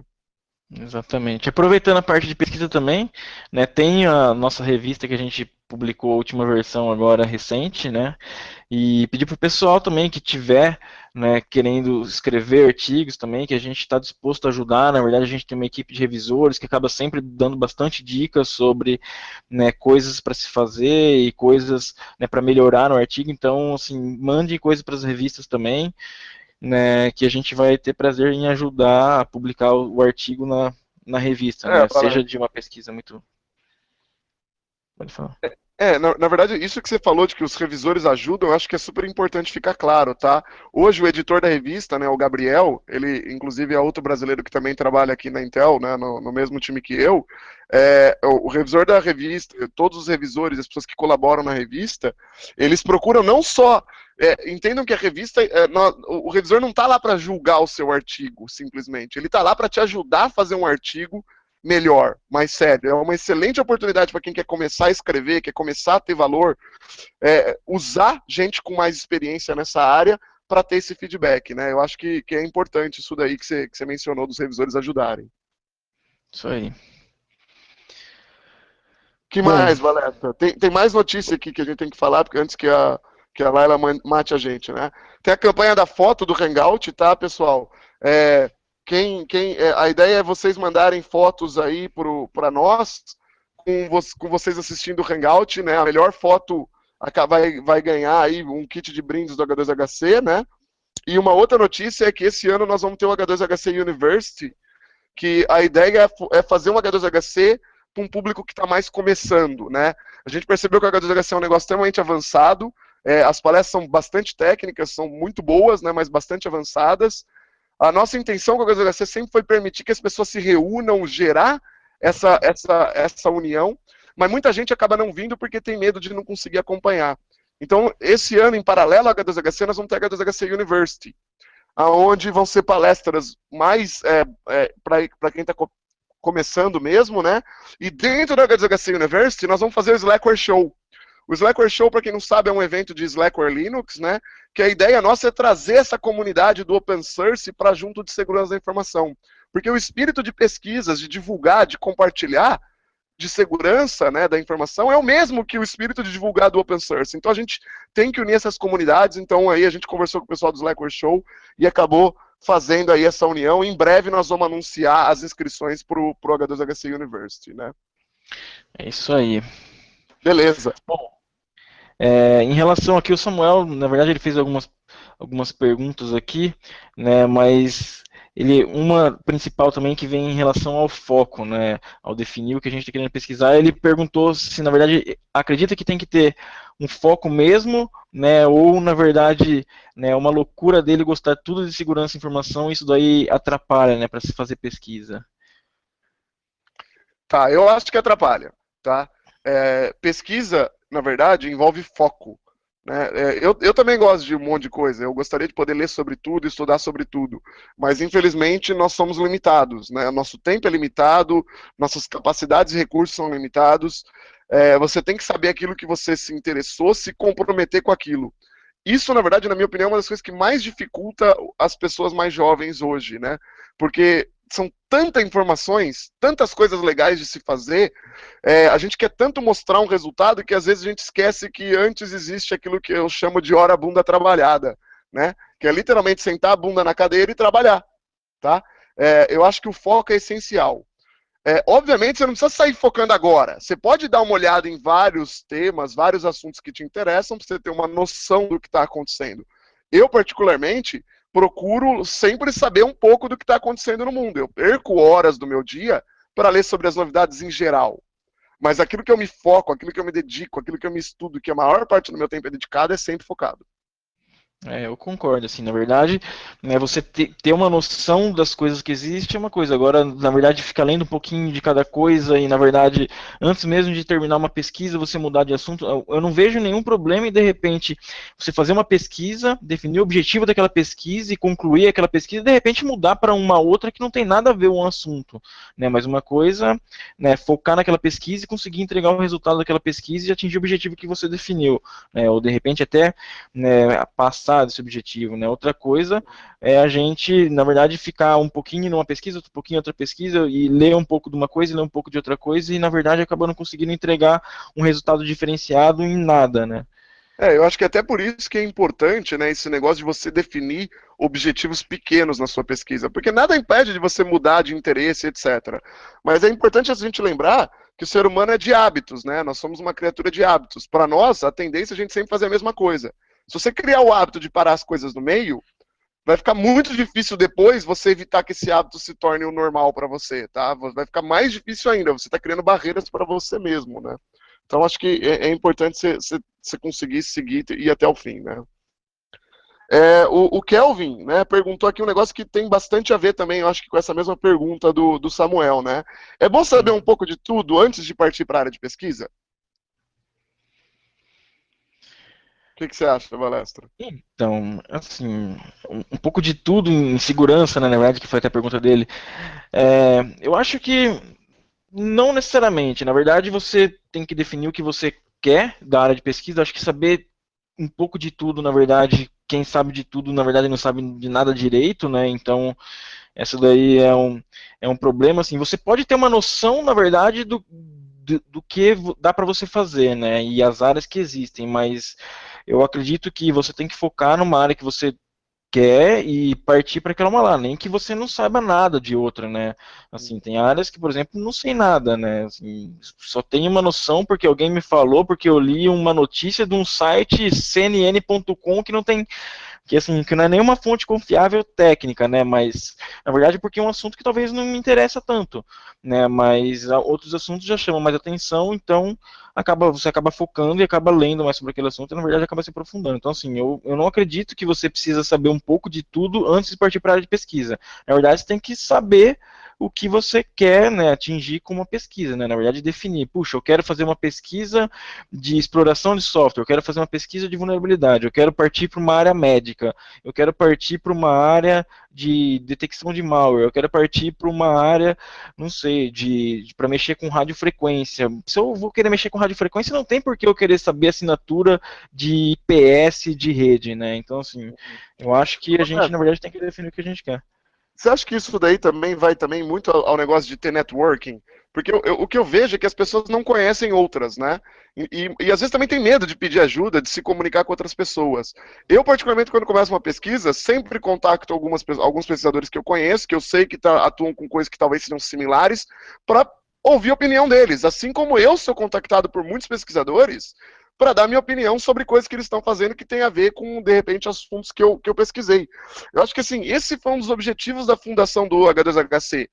A gente ter a oportunidade de se encontrar com outras pessoas que têm interesse em pesquisas de segurança, trocar informação, falar sobre o que está fazendo. Nisso, a gente acaba tendo uma visão mais aberta de tudo, então a gente sempre sabe um pouco do que está acontecendo, sem ter que sair se aprofundando em tudo. E, ao mesmo tempo, a gente também sabe se aquela nossa pesquisa tem alguma coisa de solidez, sabe para quem perguntar, sabe para quem recorrer. Eu sinto que muitas vezes a galera tem medo de querer perguntar, de recorrer a outros, de pedir para alguém revisar, inclusive. Tipo, eu já revisei papers de um monte de gente, assim como um monte de gente revisou papers meus. Recebi contribuições em trabalhos meus de um monte de gente, assim como imagina que contribuí em coisas para um monte de gente. Então, eu acho que esse networking, esse conhecer as pessoas, ir no ambiente, conversar, puxar papo, falar do que está fazendo, eu acho que também é fundamental nessa área de pesquisa. O que você pensa sobre isso? Eu concordo, né? Assim, essa, essa essa ajuda, na verdade, acaba até meio que entrando, né, tem relação com aquela questão que a gente falou de bibliografia, né? Às vezes, antes de a gente fazer uma pesquisa, a gente consultar, né, coisas que já foram publicadas, coisas que já foram, né, divulgadas, né, e ler sobre aquele assunto antes da gente fazer a nossa pesquisa. Eu acho que o mesmo vale para, na verdade, a gente usar o nosso network, perguntar, pedir opinião, né, para ver se aquilo lá que você vai pesquisar é um negócio, né, que tem sentido também, pedir ajuda com coisas que de repente você iria perder muito tempo, com coisas que já foi pesquisada, né, eu acho que é totalmente válido, né. Uhum. Ô, Balestra, aqui a Val M. Silva mandou aqui pra gente também uma pergunta assim, ainda falando de bibliografia, né? Há alguma base de dados específica para papers em segurança? Bom, tem a FRAC, né, que a gente já publicou alguns artigos lá, eu acho que a FRAC, de repente, e a principal base, né, já Uhum. foi por um bom tempo a principal base de artigos de segurança, né, técnicas novas, né, pesquisas de qualidade eram sempre lançadas lá, e na verdade era muito difícil publicar, né, artigos na FRAC, né, então a qualidade técnica sempre foi muito boa, né, e aí também tem alguns eventos conhecidos, né, assim como alguns eventos que acontecem na Europa, no próprio Estados Unidos também, tem algumas pesquisas que são boas, né, mas eu acredito que talvez se fosse indicar alguma coisa relacionada à pesquisa, talvez indicaria a FRAC mesmo. Eu acho que não existe uma fonte única. Eu acho que a frac.org, né, Isso. phrack.org é o mais confiável hoje, né? Existe o POC GTFO, que é uma revista que ela basicamente é via comunidade, são pessoas compartilhando, então ela não tem um link único, mas que também é de qualidade, ela é liderada aí pelo Sergey Bratos e pelo Travis Goodspeed, ambos que já palestraram na HWC, né? Inclusive mais de uma vez. É, mas assim, a verdade é que você tem que pesquisar, você tem que procurar, você tem que achar, você vai acabar perdendo tempo separando o joio do trigo, não tem jeito. É por isso que é importante você também conhecer gente. Porque quando você conhece pessoas, você vai nos eventos, você também pode perguntar, ô, cara, desculpa, mas eu estou querendo começar a analisar uma coisa nessa área, eu estou com essa ideia. Você tem algumas pesquisas que tem nisso? Você pode me apontar alguns papers ou alguma pessoa? E nisso você vai também acabando recebendo um feedback aí de mais gente que está, de repente, há mais tempo, conhece mais coisas, né? Mas realmente, É. não existe uma base única, e esse é um grande problema hoje. Eu vejo um monte de gente postando em lista de discussão, porque tal paper. Aí você responde, cara, me fala o que você achou do paper. Cara, ainda não tive tempo de ler. Pô, então por que compartilhou, né? Tipo, você nem leu, você nem sabe se é bom. E também, assim, existem centros, né? Na verdade, às vezes tem alguns centros de excelência em criptografia, por exemplo, outros são bons em outras áreas, né? Então, acredito também que depende muito do tipo de informação que você vai buscar, vai ter que ser de uma determinada fonte. Concordo. Tem uma pergunta aqui do Bruno que a gente até comentou no início do nosso Hangout, né, que a gente ia falar sobre o assunto, né, sobre o mercado de pesquisas de vulnerabilidades e exploits, né, que vale mais a pena vender ou divulgar, né, sobre esse comércio que aconteceu hoje, né, e eu acho que também tinha uma pergunta um pouco mais para baixo, né, um tempão atrás, já relacionado à pesquisa em grupo, né, que se falou, Uhum. né, em relação aí, né, que diminuiu essas pesquisas em grupo, né, primeiro, sim, eu vou até falar um pouco em relação a essa pesquisa em grupo, que eu vejo um pouco o que aconteceu, né, e depois eu vou até passar um pouco para o Rodrigo, né, que já linka as duas perguntas. Eu acho que as duas perguntas estão linkadas, por quê? Porque eu acho que essa pesquisa em grupo, né, na verdade, aqueles grupos que a gente via no passado, de troca de informação entre grupos mesmo, relacionado principalmente a essa parte de pesquisa de vulnerabilidade, né, isso daí diminuiu muito, né, ficou muito restrito o acesso por conta, na verdade, do comércio de vulnerabilidades. Né? Então, hoje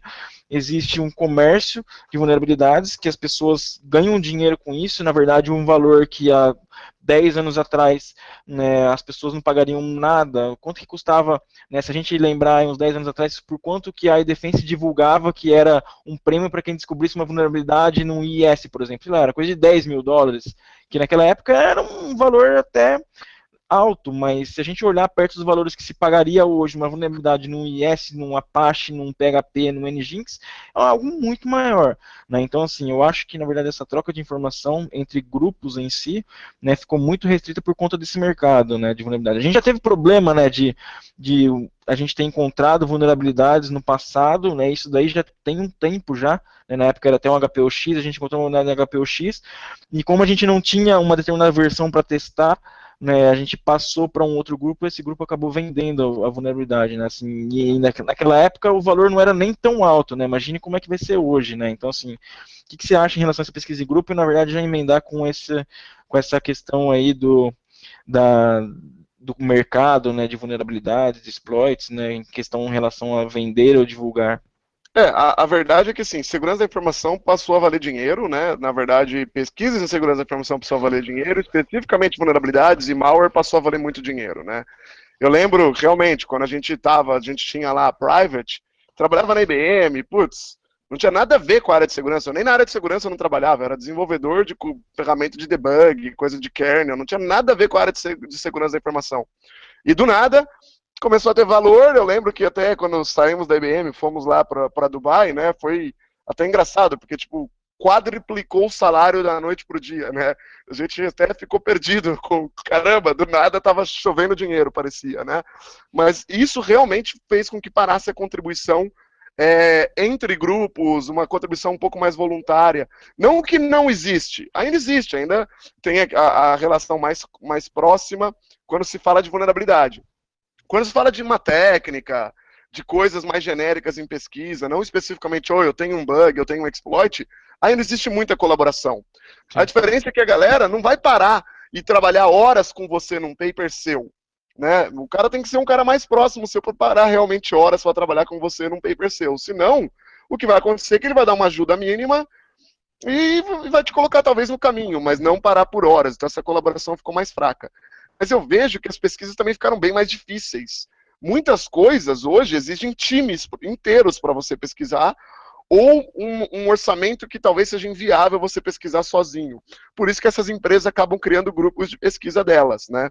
E aí você acaba tendo algumas coisas, alguns resultados que são bem melhores, porque você tem muita gente trabalhando no problema junto, né? Então acho que mudou um Investimento, pouco poder esse computacional. esse mercado de compras, cara, é um mercado complicado, né? Então eu vou dizer o seguinte: eu já vendi, né? Eu acho que acho que isso daí é uma coisa que publicamente muita gente já sabe, mas alguns talvez não. Eu já vendi bugs para diferentes empresas de diferentes perfis, né? Eu vendi para governo, eu vendi para empresa privada, né? Tipo uma iDefense da vida, ZDI da vida. Eu vendi direto para o fornecedor, por exemplo, diretamente para a Microsoft, né? Que algumas pessoas não sabem, a Microsoft não compra bugs, né? Mas eu fiz um projeto especificamente para a Microsoft quando eu morava ainda em Israel, que foi um acordo entre a Microsoft e a Checkpoint na época. Ambas aceitaram que eu trabalhasse, né, fizesse parte desse projeto da Microsoft, onde eu atuei na segurança do Office.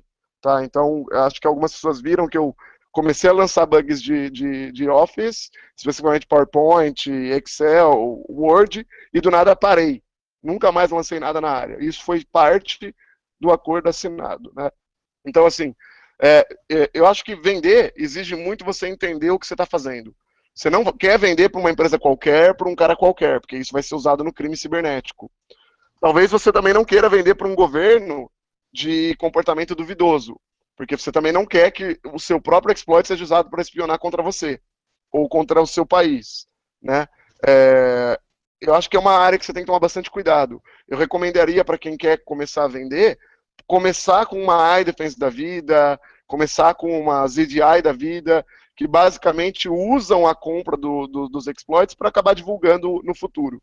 Até você ter um entendimento melhor do que é usado, do com quem você pode se relacionar, para você não dar um tiro no seu próprio pé aí e vender um negócio que no final das contas vai ser usado para o lado errado, né? E Eu hoje acho que tem os próprios não é o programas de bug objetivo. bounty também, né? Que na verdade pagam por vulnerabilidades encontradas, né? Sem Antigamente não dúvida, sem tinha nada dúvida. disso, né? Os bug bounties, na verdade, são um negócio muito legal, né? Você vê aí, a Microsoft tem alguns bug bounties para alguns produtos, o Facebook, o Google, né? Inclusive com brasileiros na lista aí dos top, né? Que recentemente o maior prêmio pago pelo Facebook foi de um brasileiro, né? Foi para um brasileiro. Inclusive, eu vou aproveitar falando disso, né? Já que a gente falou do nome do Facebook. No H2HC nós vamos fazer de novo o Capture the Flag, né? Que a gente procura fazer todo ano. Esse ano nós vamos ter 2 Captures the Flag no H2HC, né? Um organizado pela mesma galera aí do Hack and Roll, que organizou o Capture the Flag do ano passado, né? A galera que quer se inscrever pode mandar um e-mail para ctf@h2hc.com.br. E nós também vamos ter o Capture the Flag do Facebook, Tá, Balestra? Então é um dia de um dia do outro. Então, os 2 dias da HZC vai ter 2 Capture the Flag, todo mundo vai ter opção de participar em ambos, né? Com vários prêmios aí para os campeões e oportunidade de aprender e interagir aí com a galera. Só que o Capture the Flag que nós vamos estar fazendo é um negócio legal, vai dar visibilidade para as pessoas aí, para o campeão, diretamente, inclusive, com o próprio Facebook. Tá? Então, eu acho que é legal aí a galera participar, se inscrever e tal, né? Legal.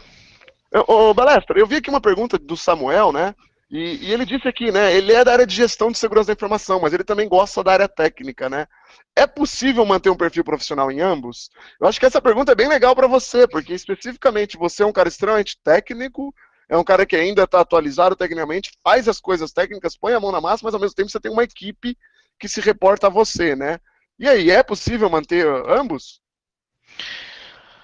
Ah, é difícil, né? Na verdade, às vezes, na verdade, limita muito o tempo, né? São duas coisas totalmente diferentes, né? Na verdade, uma de você lidar com gestão de pessoas, você motivar as pessoas, né, a estar fazendo, né, o trabalho delas, né? E você dar um direcionamento para essas pessoas, né? Mas ao mesmo tempo também, né? Eu acho que, né, essa questão de líder, né, de gestão, na verdade, no meu ponto de vista, líder, né, é uma pessoa que tem seguidores, né? Não adianta nada, na verdade, a pessoa está num cargo de gestão de repente ninguém, né, se eu confiar naquela pessoa, ninguém, na verdade, ter uma certa admiração, na verdade, né, entender, né, o conhecimento daquela pessoa, né? Então, assim, eu acho sim que é possível, na verdade, você ter, né, um conhecimento técnico, mesmo trabalhando com gestão, né, mas aí, na verdade, vai depender muito mais, né, de uma pesquisa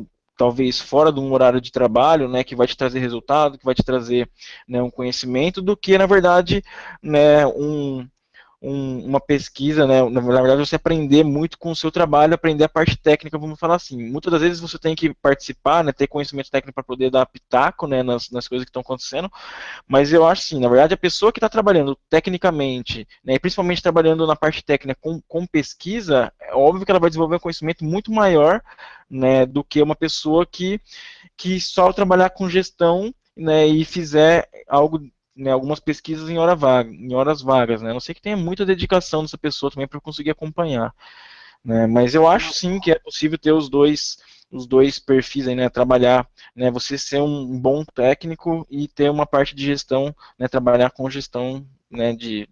Seja uma gestão, né, da própria área mesmo, ou de repente até em outra área, né? Eu acho que uma coisa importante, né, Balestra, é que o gestor tem que confiar no time dele também, né? Também. Se você, só porque você é um bom técnico também, você começar tudo, desafiar seu time, bater de frente, não ouvir o que seu time está falando, pode criar uma situação ruim. Você tem que tomar muito cuidado com isso, né? Eu já tive vários gestores que eram excelentes técnicos, mas que respeitavam quando eu dava uma opinião, ou me ouviam, e era legal porque eu conseguia discutir tecnicamente também. Assim como tive outros que não tinham conhecimento técnico nenhum e também ouviam, também dava para discutir, mudava a minha forma de comunicar. Óbvio, era mais difícil a comunicação, mas não era impossível. Mas também tive gestores que achavam que eram bons técnicos e que no final das contas não sabiam do que estavam falando. E aí complicava bastante, na E aí verdade, mais atrapalhava do que ajudava. muito mais atrapalhava do que ajudava, né? Aqui o Oliveira, né, mandou uma pergunta que para mim é excelente, né? A pesquisa foi realizada com coerência e apresentou os resultados válidos. Como e onde apresentá-la? Posso falar H2HC ou é muita Pode, propaganda? Não, né? Não, pode falar. vamos. Oliveira, você pode apresentar no H2HC, mas brincadeiras à parte, né, Oliveira? Na verdade, depende daquele objetivo, lembra? O que você espera com a sua pesquisa?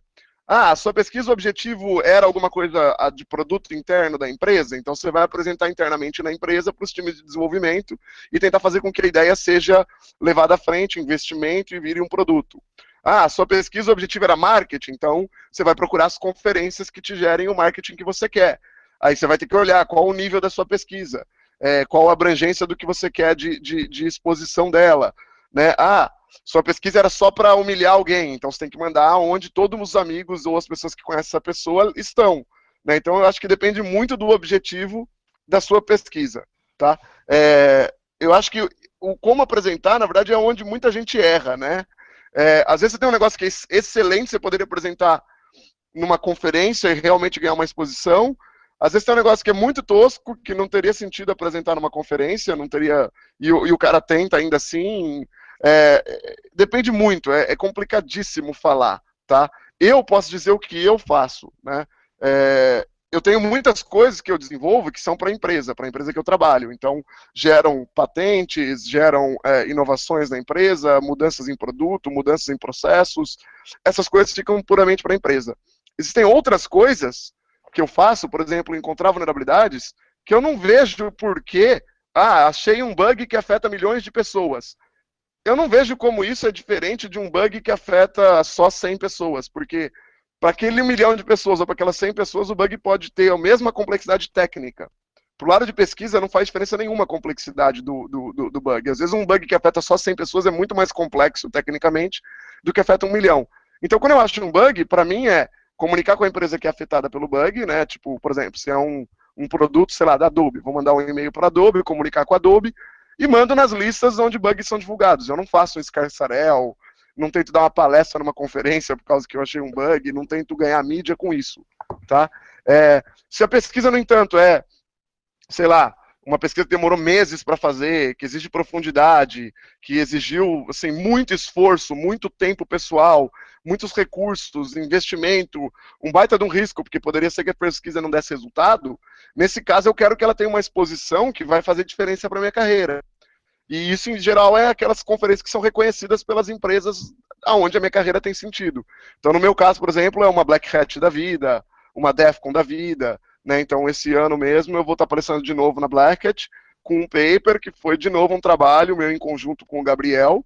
E, assim, é um trabalho que são meses de esforços, né? Então, eu quero que esse trabalho gere uma visão aonde gere esse reconhecimento, né? Então, acho que depende muito do objetivo inicial. O que você acha, Balestra?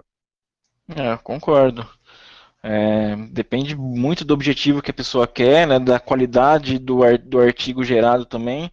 Né, cai até naquela questão, né, que eu não lembro se foi no próprio Hangout que a gente comentou, mas a gente comentou em algum lugar, né, que na verdade o nosso esforço de revisão do artigo é proporcional, na verdade, ao tempo que a pessoa gastou para estar fazendo a pesquisa, né? Eu acho que, na verdade, também, né, essa questão em relação a onde que vai publicar, né, também está totalmente, né, proporcional aí ao esforço que a pessoa acabou gastando nessa pesquisa, né? Uma pesquisa que nem, por exemplo, essa sua que foi aprovada na Black Hat agora, né? De novo, né? Que gerou horas de trabalho, nada mais do que assim.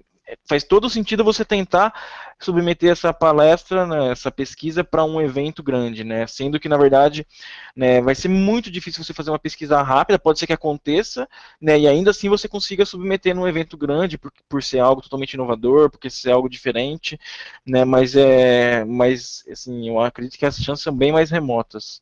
Sem dúvida. O Will Costa mandou aqui uma pergunta muito boa também, a Balestra. CVEs podem ser o resultado de uma pesquisa? Uma pesquisa de vulnerabilidade, sim. Né? Eu acredito que, na verdade, um CVE nada mais é do que um reconhecimento de uma vulnerabilidade que foi lançada em determinado produto. Então, assim, se você fez uma pesquisa de vulnerabilidade em produtos, né, no geral, na verdade, um CVE, sim, é o resultado de uma pesquisa. Obviamente que o CVE, na verdade, vamos falar assim, é uma confirmação, né, de uma pesquisa, porque o resultado da pesquisa mesmo é publicação na lista, né? Depois o CVE vai vir lá, né, o Mitre vai lá e vai classificar, vai dar um Eu CVE acho para que o aquela mais sua pesquisa. importante também é as pessoas entenderem que, assim, achar vulnerabilidade por achar vulnerabilidade, você não está ajudando muito e também não significa muito, né? Porque qual a complexidade de realmente explorar aquela vulnerabilidade? Qual o entendimento que você teve realmente? Pesquisa de vulnerabilidades é mais do que só achar os bugs, tá? Achar bug, você pode rodar um fuzzer, mesmo um fuzzer idiota acaba achando crashes, né? Determinar o impacto, ajudar no processo de correção, ter o entendimento completo da ferramenta, entender o que isso muda no ecossistema, como esses erros podem ser evitados no futuro, isso é mais completo, né? É uma pesquisa mais completa. Então, acho assim, CVE é uma coisa, de fato, mas eu não respeito alguém porque ele tem um número alto de CVEs. Eu respeito alguém porque, beleza, além desses CVEs, o que mais ele contribuiu em relação àquilo, né? O que mais ele ajudou, o que mais ele teve de entendimento. Você acha que é isso mesmo, Balestra? Além do CVE, esse entendimento mais completo tem sentido? Não, sem dúvida, né? Assim, que nem você falou, né? Na verdade, às vezes você achar um CVE é algo fácil, né? Mas a questão é a pesquisa que foi colocada naquilo lá para encontrar, né? O resultado que foi gerado, na verdade, né?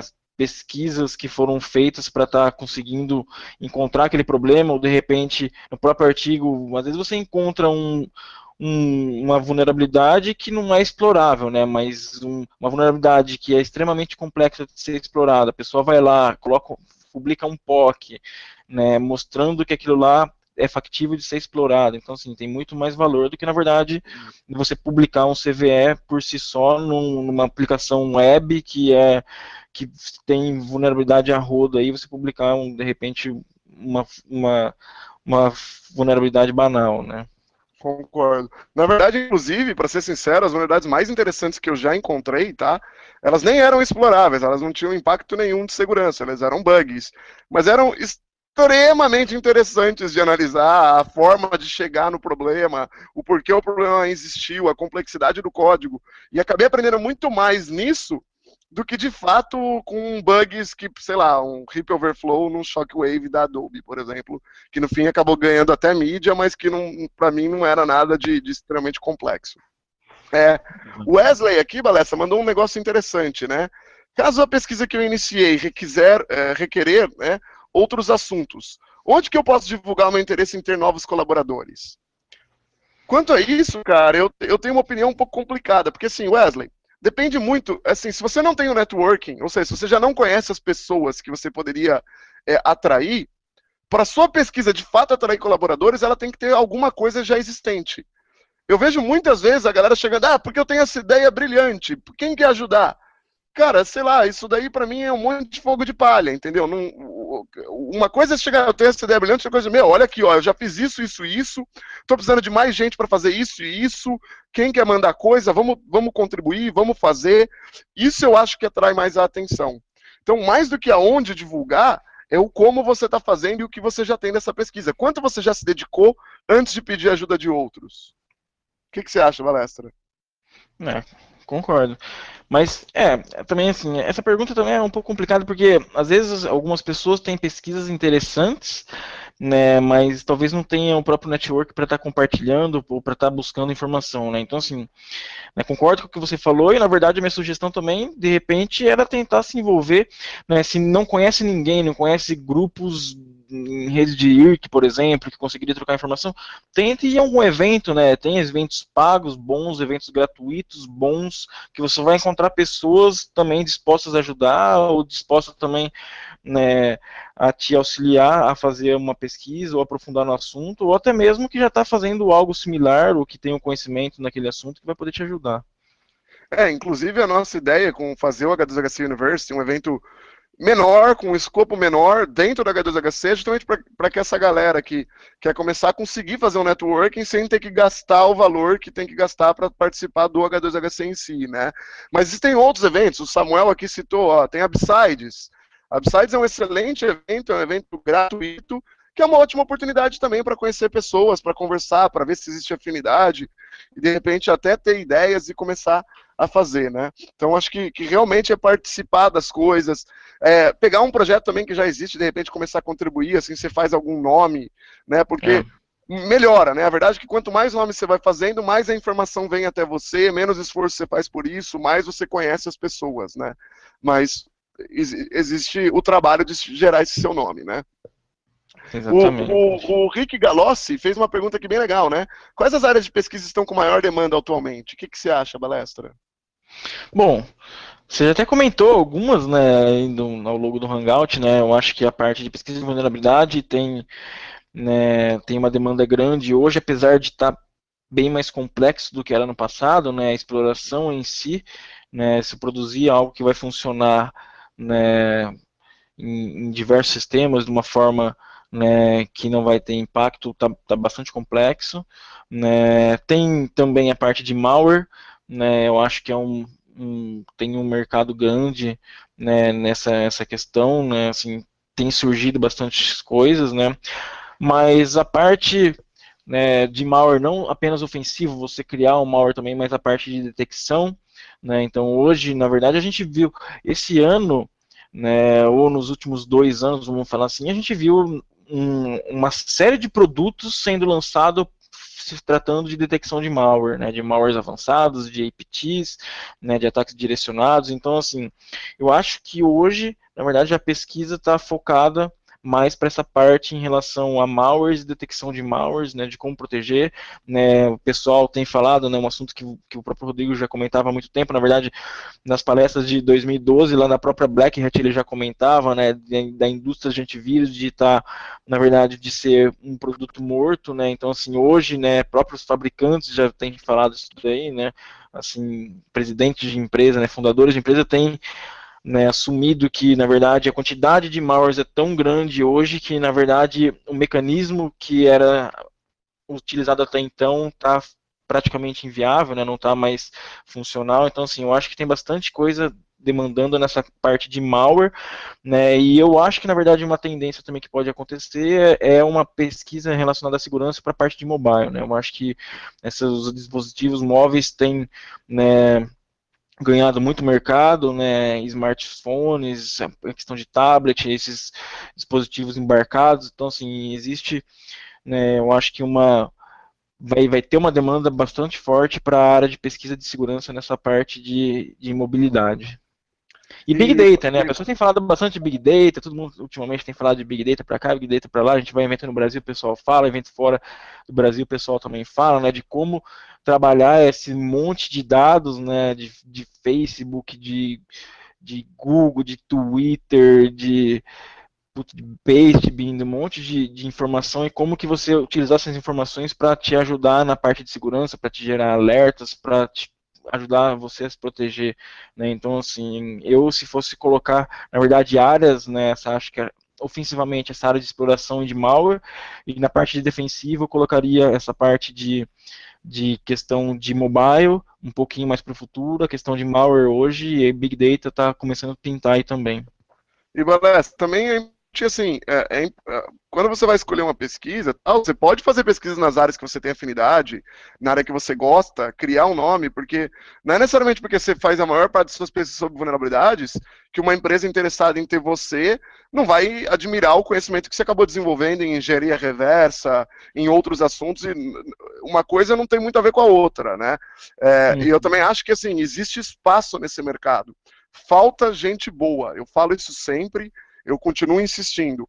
Existe um monte de gente por aí que nunca fez nada, nunca lançou nada, nunca demonstrou nada e quer aparecer e quer falar que faz e quer dar palpite. Falta gente boa no mercado, pessoal. Fiquem tranquilos, existe trabalho. Escolha o que você quer fazer, façam coisas sólidas. Lembrem daquilo que eu falei.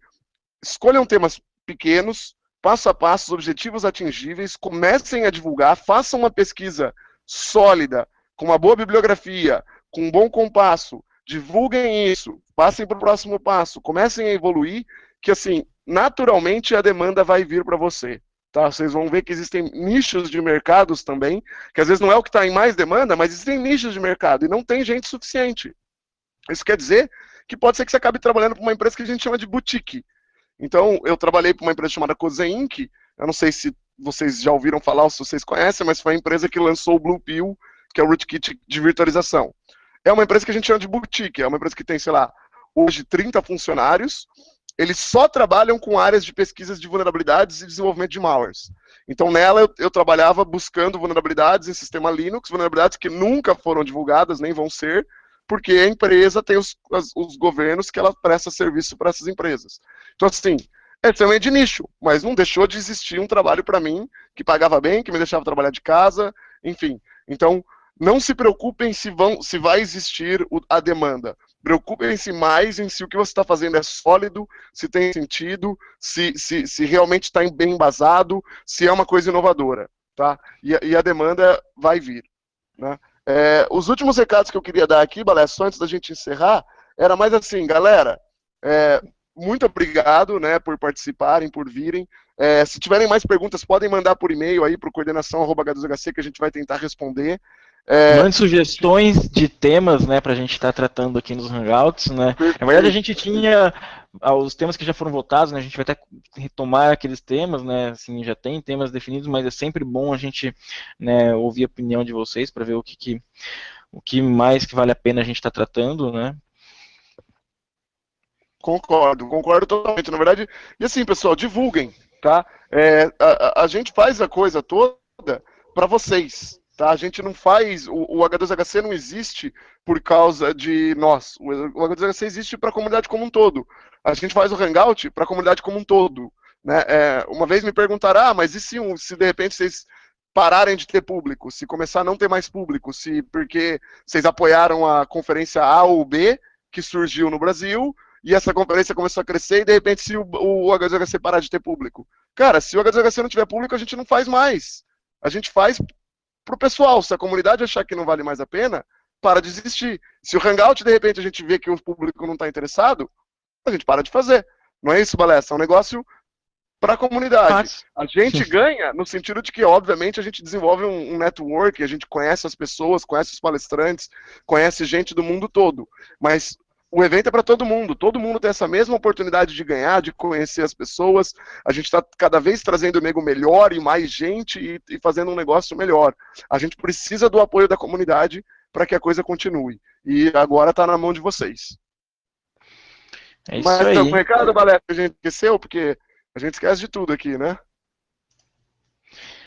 Eu acho que não. A Laila tá falando pra galera curtir aí, né? A Laila tá mandando aqui. Pessoal, curtam o canal, curtam o vídeo se vocês curtiram. Se não curtiram, reclamem, xinguem, enfim. Falem mal, falem bem, mas falem de nós, né? Assim a gente sabe pelo menos o que melhorar. Muito obrigado a todos aí e até o próximo. Valeu, boa noite. Até o próximo Hangout. Boa noite. Um abraço.